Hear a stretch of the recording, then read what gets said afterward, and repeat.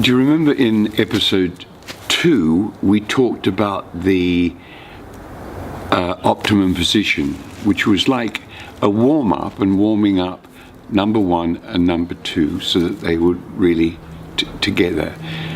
And part of that optimum position or tuning up, we could say that we used the forward direction, toes, backward direction, heels, the vertical line up and down, and the lines to right and left. So when we connect those 3 lines, the line that is forward going through our center and back, or back going through our middle to forward, that's a straight line. Don't know if it has a particular name, but we know that the one that goes up and down is the vertical, and the one from right to left is called, of course, the horizontal. So we have 3 lines: the vertical line, the horizontal line, and I just remembered that's called the sagittal, the one that goes from front to back through the middle.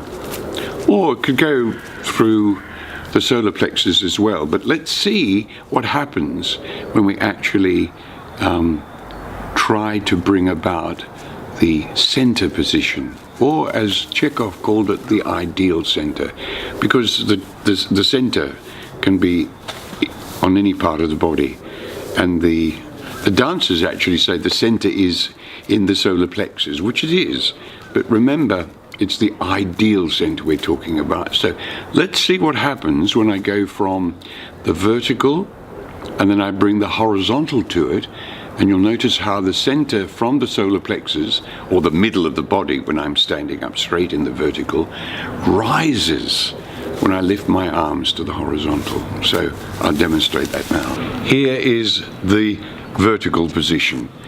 Up and down, this line, whoops, slipped on a stone. This line going up and down is the vertical. So our head touches, well, we don't have a ceiling here, but let's say it touches the actual dome of the sky. We go to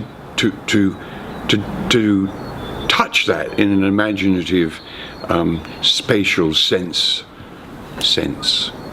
And then the feet are together in the vertical, really quite together.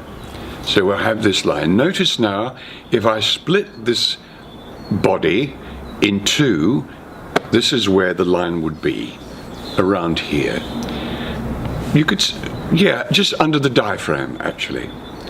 And then notice now, I've got my forward line coming this way, and my back line, the sagittal, going this way, or it could also come this way in the center. Let's see what happens now when I raise my arms. See how that center begins to lift up.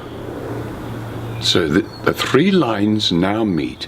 The horizontal line here, the vertical line here, and the sagittal line, they all meet here, the ideal center.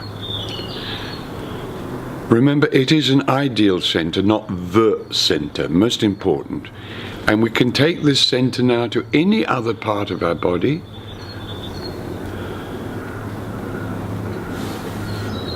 And we'll notice what happens to number 2 when you do that.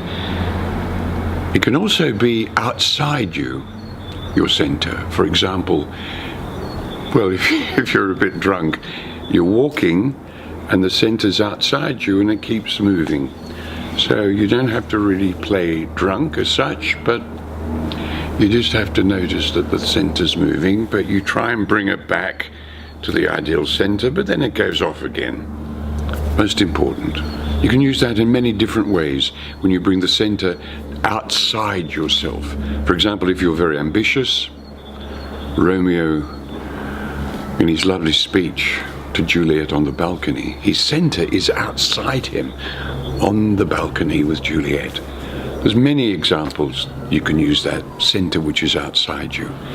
You can take it up into your head, your nose, as I said, the base of your spine down into your belly, and that really then makes number 2 different, very different. You'll sense and feel very differently.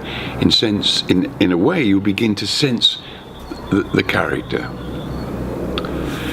So we can see how from the forward, back, up, down, right and left directions, which brings us into another aspect now of the connection between 1 and 2. And this connection just doesn't stay between 1 and 2. There's another element, which is number 3, the outside world. And we call that the 6 directions in space.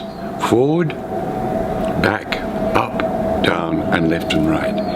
And each one has a particular quality and a particular experience. So, next episode, we'll talk about the 6 directions in space.